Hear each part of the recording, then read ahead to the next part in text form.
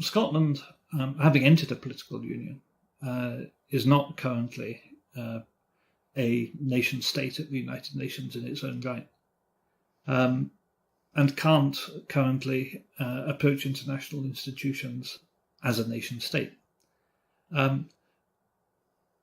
It is open to those seeking to represent the Scottish people as a nation, which is currently incorporated in a political union with which it is no longer happy.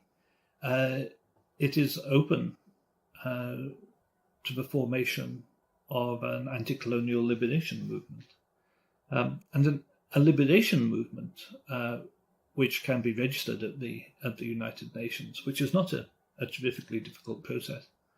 A liberation movement does not have to go through the colonial government.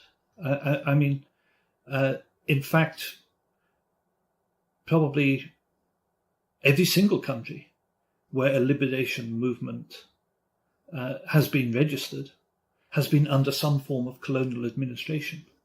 And the liberation movement has never been the colonial administration. So by definition, the Scottish government, which is a colonial administration of Scotland, would not be the liberation movement that the United Nations recognises.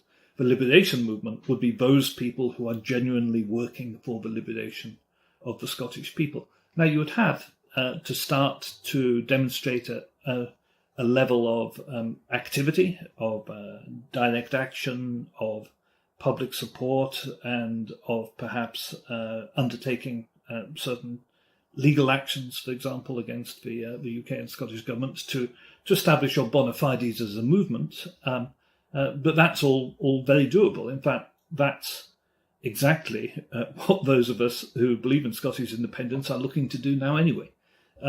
So I think the idea of getting representation at the United Nations initially as a liberation movement, and then using that way in to take the question of Scottish independence to a General Assembly, is a workaround.